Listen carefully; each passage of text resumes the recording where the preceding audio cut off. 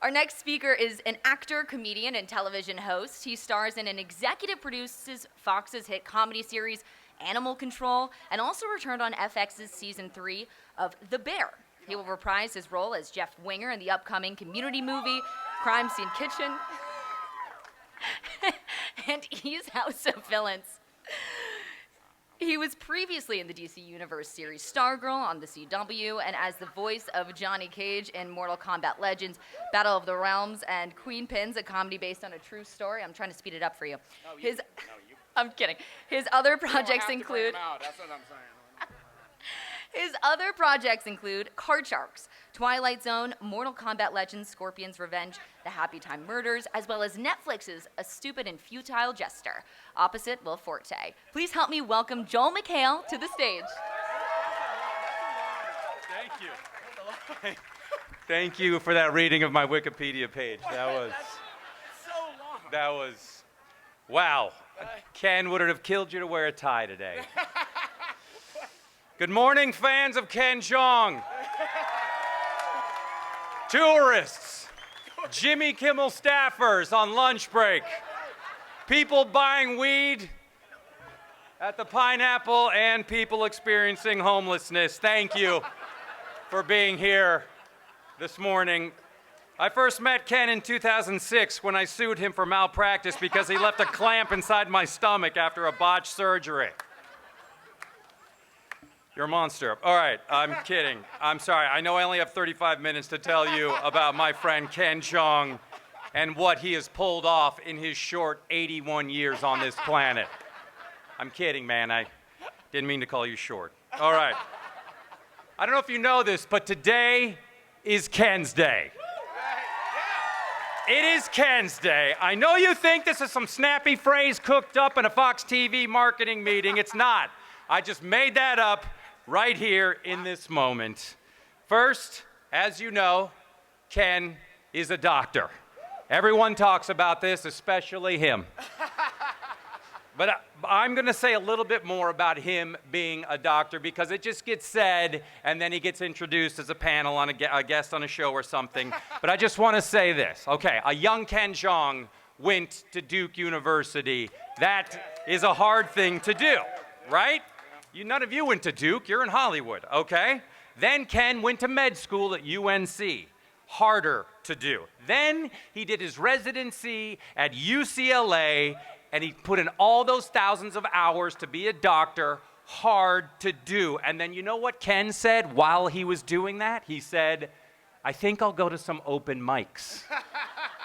I think I'll audition for some commercials. That is also hard to do. And then just a little bit later, Ken literally burst onto the screen, naked and screaming and commanding one of the biggest comedic performances in one of the biggest comedies of all time, The Hangover, guys. Thank you, Joe. That's very nice. It didn't gross as much as Ted, but it was right up there. This is nearly impossible to do. It's like what Steph Curry did for the NBA. He's a little shorter, but still. This is why it's Ken's Day. Say it with me. It's Ken's Day. And in a few short years after that, Ken now is one of the most recognizable comedians on the planet. And this is why we are putting his name on a piece of brass and putting it in the Hollywood Walk of Fame. Not easy to do. It is Ken's Day, everybody. I also want to say this is the most well-positioned podium I've ever spoken at. Sorry back there. Photographers, top billing, best seats. And also Nick Cannon has not been mentioned that he's here. Nick Cannon is here, everybody. All right, I met Ken for real in 2009 on Parks and Rec. Community. Okay, good. You guys passed the test. No, on Community, and here's why I love Ken Jeong. He was added to the cast. He was not in the pilot. He failed the audition. No. NBC was dying to put him on a show, so somehow we got Ken. I don't know why we got so lucky, and that first day of shooting, first time we ever met, I walked up to Ken and said, "What are you doing here? You're a movie star."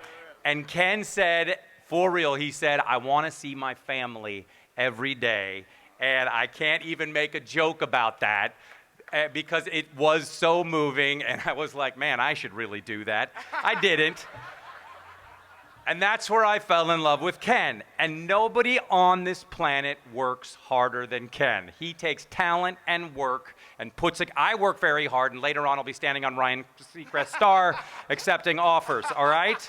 Because I think Ken works so hard because he put the same effort into becoming a doctor, which if you screw up, you kill people, right? If you screw up as an actor, the worst thing that's gonna happen is you'll be in 2009's or 6's All About Steve. 6% on Rotten Tomatoes. Not a big deal. The body of Ken's work is nuts, okay? Think about it. The Hangover series, 30 other films, animated films, The Masked Singer, I Can See Your Voice, stand-up specials. He is the only reason why Thanos' The Snap was reversed and half of all creatures came back to life. This man works so hard. He cares so much about his art. He doesn't care how he looks. He doesn't care about his clothes. Clearly, he's dressed as a raspberry chocolate today.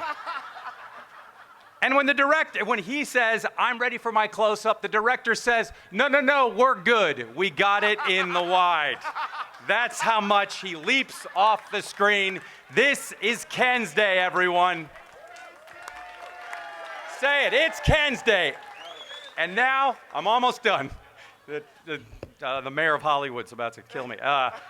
Ken, but your greatest accomplishment, and I know you're agreed, this is the greatest one, is somehow convincing his wife, Tran Ho, to marry him because she is 1,000 times better than him. And I say that because it's the same situation with my wife. They have beautiful daughters, Zoe and Alexa, who are so much smarter than him, and he loves them. He won't stop talking about them. So this is such a cool day, Ken, and I am honored to be your friend and to be a part of it, and I'm not gonna cry, and let's go sell some more peanuts. I love you, Ken.